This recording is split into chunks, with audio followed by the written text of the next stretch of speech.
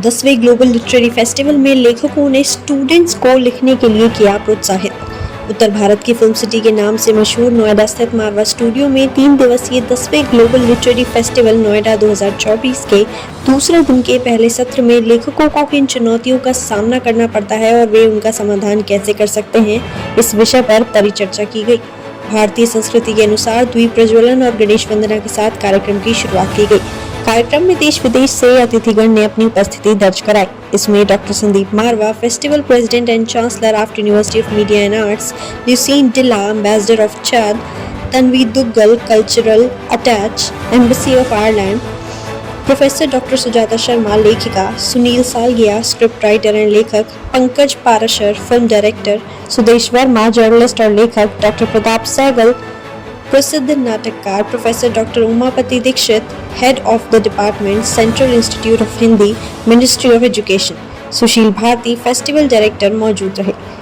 कार्यक्रम में बुके भेंट कर अतिथिगण का स्वागत किया गया। Doctor Sandeep Marwah, festival president and chancellor of university of media and arts, ने सभी लोगों का शुक्रिया किया और कहा, लिखना बहुत जरूरी है। आप जितना ज्यादा लिखेंगे उतना ज्यादा आपका ज्ञान बढ़ेगा। लिखने से चीजें याद रहती हैं, इसलिए लिखना शुरू कीजिए। वहाँ मौजूद अतिथिगण ने भी साहित्य पर अपने विचारों को साझा किया और स्टूडेंट्स को लिखने के लिए मोटिवेट किया। बता दें कि कार्यक्रम में दीनदयाल उपाध्याय फोरम अतिथिगण द्वारा पोस्टर लॉन्च किया गया। साथ ही सुनील सालगिया द्वारा लिखी किताब once upon a time in Bollywood का विमोचन किया गया और जयप्रकाश अग्रवाल द्वारा लिखी किताब हमारी जीवन यात्रा का विमोचन भी किया गया।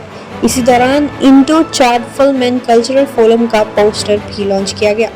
इसी दौरान कार्यक्रम में आए अतिथियों को उनके देश के कुजीन भी चखाए गए। कार्यक्रम के दूसरे हॉल में art school of still photography students द्वारा फोटोग्राफी एग्जीबिशन का उद्घाटन अतिथिगण द्वारा किया गया, जिसमें स्टूडेंट्स की क्रिएटिविटी और उनके कामों से सभी गेस्ट बहुत प्रभावित हुए और खूब प्रशंसा की। कार्यक्रम में उपस्थित अतिथिगण को डॉक्टर संदीप मारवा द्वारा फेस्टिवल मोमेंटो देकर सम्मानित किया गया। साथ ही कार्यक्रम के समापन में सुशील भारती, फेस्टिवल डायरेक्टर द्वारा सभी अतिथिगण और स्टूडेंट्स का धन्यवाद ज्ञापन किया गया। मुझे बड़ी खुशी है कि आज हम लोग 10वें ग्लोबल लिटरेरी फेस्टिवल के दूसरे दिन यहाँ पर मौजूद हैं और पूरे देश भर और दुनिया भर से यहाँ पर लोग उपस्थित हैं।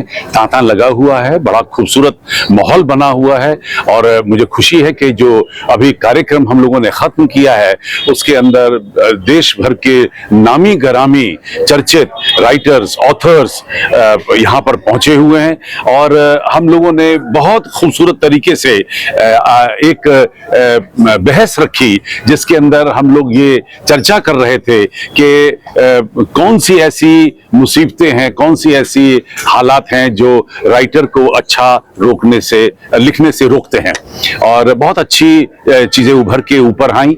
मुझे खुशी इस बात की है कि आज सभी राइटर्स ने अपने दिल से यहाँ पर वार्तालाप में भाग लिया और मुझे उम्मीद है कि ये सारी चीजें जो सभी लोगों ने सुनी उससे एक जो ज्ञान का पहाड़ यहाँ पर आज तैयार हुआ है वो इस पूरे ज्ञान को देश भर और दुनिया भर में बड़े खूबसूरत ढंग से बांटेगा। I am Professor Sujata Sharma. I'm a professor at the Department of Biophysics, AIIMS, New Delhi, and I'm really honored to be invited over here as a panelist. And we were supposed to discuss on this topic, that is, what kind of obstacles do writers face and how to overcome them. So it was a very, very productive and exciting kind of a discussion that we had, and we interacted with students also. So it was just wonderful, and I wish to thank Mr. Marwa for inviting me over here. It was a great opportunity. Thank you so much. बहुत खुशी की बात है कि संदीप मारवादी के संरक्षण में इतना अच्छा लिटरेरी फेस्टिवल रेगुलरली ऑर्गेनाइज हो रहा है, न केवल साहित्य के लिए, हमारे पूरे समाज के लिए ये बहुत ज़रूरी चीज़ है। एक नई चेतना देता है, नया सोच देता है और खास करके आप जैसे विद्यार्थियों के लिए एक नई ऊर्जा पैदा करता है और खुशी की बात है कि ये बहुत सालों से चला आ रहा है, आगे भी चलता रहे। मुझे बहुत खुशी हुई, मुझे एक मौका मिला यहाँ कर आप लोगों के साथ बातचीत करने का, अपने एक्सपीरियंस को as an author, as a journalist share करने का, and I am very happy about it. आपका यह 10वां वैश्विक साहित्यिक सम्मेलन है और मुझे यहाँ पर इसका हिस्सा बन करके बहुत अच्छा लगा। साहित्य की जो परिकल्पना मस्तिष्क में होती है और जब हम लोग किसी भी कार्यक्रम में पहुंचते हैं तो सर्वप्रथम किस तरीके से उसका नियोजन किया गया है, कितना बढ़िया तरीके से यहाँ के विद्यार्थी लगे हुए हैं और पूरा परिदृश्य यहाँ बहुत लुभावना है और मैं बहुत ही प्रशंसित वाक्यांशों से इसकी भूरी भूरी प्रशंसा करता हूँ। यह महोत्सव अपने आप में पूर्णतः सफल है। जिन लोगों को भी इसमें सहभागी बनाया गया वो अपने अपने क्षेत्र के साहित्य की विधा में लेखक के रूप में प्रतिष्ठित लोगों का आगमन हुआ है और जैसा कि हम सभी लोग जानते हैं कि मुंडे मुंडे मतिर भिन्ना, सभी के मस्तिष्क में अलग अलग विचारधाराएं होती हैं।